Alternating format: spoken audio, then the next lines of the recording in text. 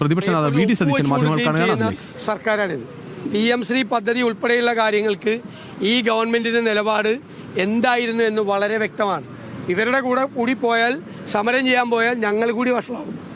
ഇവർക്ക് ഒരുപാട് കേസുകളിൽ നിന്ന് രക്ഷപ്പെടാൻ വേണ്ടി പരസ്പര ബാന്ധവമാണ് BJP നേതൃത്വവും സംസ്ഥാനത്തെ CPM നേതൃത്വവും. അത് കേരളത്തിലെ ജനങ്ങൾക്കറിയാം. മാത്രമല്ല, ഭൂരിപക്ഷ വർഗീയതയെ BJPയുടെ പോലെ പ്രോത്സാഹിപ്പിക്കുകയാണ് CPM കേരളത്തിൽ. അറിയാലോ, വെള്ളാപ്പള്ളി നടേശനെ കൊണ്ട് വിദ്വേഷ പ്രസ്താവനകൾ നടത്തിച്ചത് മുഖ്യമന്ത്രി പിണറായി വിജയനാണ്. അത് ഞങ്ങളുടെ ആരോപണമാണ്.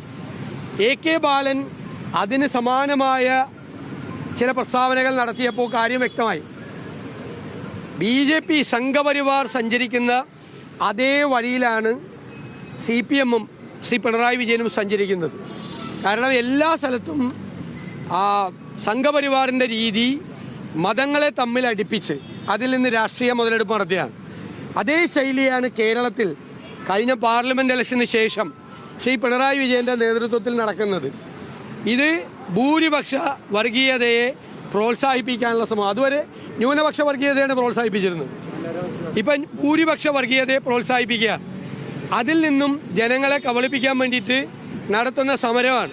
അല്ലാതെ രക്തസാക്ഷി മണ്ഡപത്തിൽ ഇവർ സമരം നടത്തിയ എന്താ കാര്യം? ഒരു കാര്യമില്ല. ഇവരവിടെ പോയി സെറ്റിൽ ചെയ്യാൻ BJP നേതാക്കന്മാരുമായിട്ട് സന്ധിയാണ്. രാഷ്ട്രീയമായ അവിശുദ്ധ ബാന്ധവമാണ്. അത് മറച്ചു പിടിക്കാൻ വേണ്ടിയിട്ടുള്ള സമരമാണ്. ആ സമരത്തിനൊന്നും ഞങ്ങളില്ല.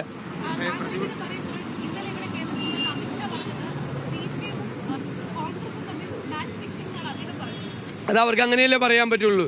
ഞങ്ങൾ CPM ഞങ്ങൾ ഒരുമിച്ചാണെന്ന് അമിത്ഷായ്ക്ക് പറയാൻ പറ്റുമോ? ഇവിടെ കോൺഗ്രസും CPMഉം നേരിട്ട് ഏറ്റുമുട്ടുകയാണ് എന്നറിയാൻ പാടില്ലാത്ത ആരാണ്? ആ കൂട്ടത്തിൽ കോൺഗ്രസ് വിരുദ്ധത ഉള്ള BJP CPMനെ സഹായിക്കുകയാണ് കേരളത്തിൽ. അതാണ് നടന്നുകൊണ്ടിരിക്കുന്നത്.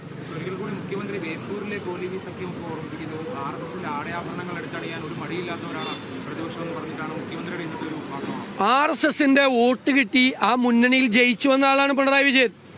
കേരളത്തിലെ ഒറ്റ കോൺഗ്രസ്സുകാരനും ഒരു RSSകാരൻ്റെ പിന്തുണയോടുകൂടിയും ഒരു BJPയുടെ പിന്തുണയോടുകൂടി നിയമസഭയിൽ വന്നിട്ടില്ല. ഞങ്ങൾ ആരും അന്നത്തെ ജനസംഘത്തിൻ്റെ പിന്തുണയോടുകൂടി ഒരുമിച്ച് മത്സരിച്ച് ഒരേ പാനൽ മത്സരിച്ച് KG മാരാരാണ് അദ്ദേഹത്തിൻ്റെ തെരഞ്ഞെടുപ്പ് കൺവെൻഷനിൽ പ്രസംഗിച്ചത്. അങ്ങനെ വന്ന ആളാണിത്. പിന്നെ അധികാരത്തിൽ വന്നപ്പോൾ സ്വന്തം നമ്പർ 1 കാറ് മാറ്റി ഹോട്ടലിൽ വന്ന് RSS നേതാക്കളുമായി രഹസ്യ ചർച്ച നടത്തിയ CPM മുഖ്യമന്ത്രിയാണ് പിണറായി വിജയൻ. RSS വിരുദ്ധതയും സംഘപരിവാർ വിരുദ്ധതയും ഞങ്ങളെ പഠിപ്പിക്കാൻ പിണറായി വിജയൻ വരണ്ട. അവരുടെ കൂട്ടിലാണ്, അവരുടെ കീഴിലാണ്. പഴയ ചരിത്രവും പറയിപ്പിക്കണ്ട. അവരുടെ കൂടെയായിരുന്നു. അവരുടെ കൂടെ ഞാൻ ഇപ്പോൾ കാണിച്ചു തരാം നിങ്ങളെ പ്രസ്താവന. RSSുമായി കൂട്ടുകൂടേണ്ടി വന്നിട്ടുണ്ട് എന്ന പിണറായി വിജയൻ്റെ പ്രസ്താവന ഞാനിപ്പോൾ കേൾപ്പിച്ചു തരാം നിങ്ങളെ. എന്നിട്ട് എല്ലാവരും ചരിത്രം മറന്നുപോകും എന്ന് വിചാരിച്ചിട്ടാണ് ഇപ്പോൾ RSS വരണ. RSSന്റെ ആടയാഭരണമല്ല. RSS കുഴിച്ച കുഴിയിലാണ് ഇറങ്ങി ഇരുന്നിരുന്നത് ഇത്രയും നാൾ. മനസ്സിലായില്ലേ? RSSന്റെ പിന്തുണയോടുകൂടി ജയിച്ചു വന്ന ആളാ. ഞങ്ങളെ പഠിപ്പിക്കണ്ട RSS വിരോധം. അവിടെ നിന്ന് ഞങ്ങൾക്ക് ക്ലാസ്സും വേണ്ട.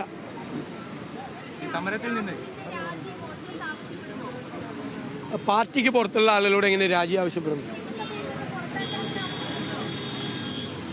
ഞങ്ങൾ ആ വിഷയത്തിൽ ഞങ്ങളൊന്നും പ്രതികരിക്കുന്നില്ല. ഞാൻ ഇന്നലെ പറഞ്ഞതാണ്.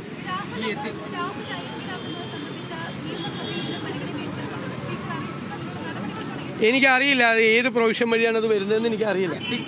അത് നോക്കാം, അത് പരിശോധിച്ചിട്ട് പറയാം. അല്ലല്ല, അത് അങ്ങനെയൊന്നും എത്തിക്സ് കമ്മിറ്റി ഒന്നും അല്ലല്ലോ ഒരാളെ നിയമസഭാംഗത്തിൽ നിന്ന് പുറത്താക്കുന്നത്. അത് അറിവില്ലായ്മ കൊണ്ട് പറയുന്നതാണ്. ഞാൻ ആരായാലും ഏത് പ്രൊവിഷൻ ഉപയോഗിച്ചാണ് നമ്മളത് പരിശോധിക്കാതെ പറയാൻ പറ്റുമോ? പരിശോധിക്കാതെ പറയാൻ പറ്റുമോ? ഒരാളെ നിയമസഭാംഗമായി ജയിച്ച ഒരാളെ പുറത്താക്കണമെങ്കിൽ ഇപ്പോൾ ആന്റണി രാജുവിൻ്റെ മെമ്പർഷിപ്പ് പോയി, അത് ഓട്ടോമാറ്റിക്കായിട്ട് പോയതാണ് മെമ്പർഷിപ്പ്. 2 കൊല്ലത്തിന് മീതെ അല്ലേ ശിക്ഷ കിട്ടിയപ്പോൾ പോയതാണ്. അല്ലാതെ ഒരാളുടെ മെമ്പർഷിപ്പ് കളയാനുള്ള പ്രൊവിഷൻ ഏതെങ്കിലും ഉണ്ടെന്ന് ഞാനിതുവരെ എൻ്റെ ശ്രദ്ധയിൽപ്പെട്ടിട്ടില്ല. ശ്രദ്ധയിൽ ആരെങ്കിലും പെടുത്തിയാൽ നമുക്കത് പരിശോധിക്കാം. ഞാൻ ഒറ്റയ്ക്ക് പറയേണ്ട തീരുമാനമല്ല.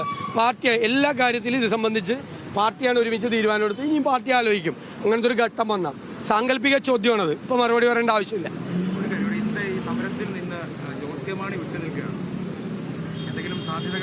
അല്ല, ഞാൻ അതിനെക്കുറിച്ച് അദ്ദേഹം ഇപ്പോഴും ഇടതുമുന്നണിയിലെ ഒരു ഘടകകക്ഷിയാണ്. ഇടതുമുന്നണിയിലെ ഒരു ഘടകകക്ഷിയുടെ അവരുടെ ഒരു വിശ്വാസ്യത നഷ്ടപ്പെടുന്ന രീതിയിൽ ഞാനൊന്നും പറയില്ല, ഒന്നും സംസാരിക്കില്ല. അങ്ങനെ പറയാൻ പാടില്ല. നമ്മൾ അവരാ മുന്നണിയിലല്ലേ ഇപ്പോൾ. മുന്നണിയിൽ എന്തെങ്കിലും പുതിയ ആളുകൾ ആരെങ്കിലും വരുവാണെങ്കിൽ നിങ്ങളെ വിളിച്ച് പറയില്ല, നമ്മൾ നിങ്ങളോടല്ലേ ആദ്യം പറയുള്ളൂ. എടാ, സംസ്ഥാന സർക്കാരിന്റെ കേന്ദ്ര സർക്കാരിനെതിരായ സമരത്തെക്കുറിച്ചും അതോടൊപ്പം രാഹുൽ മാങ്കൂട്ടത്തിൽ വിഷയത്തിലും പ്രതികരിക്കായിരുന്നു വി.ഡി. സതീശൻ. എന്തായാലും മുഖ്യമന്ത്രിക്കെതിരെ രൂക്ഷ വിമർശനം തന്നെയാണ് പ്രതിപക്ഷ നേതാവ് ഉന്നയിക്കുന്നത്. മറ്റു വാർത്തകളിലേക്ക്.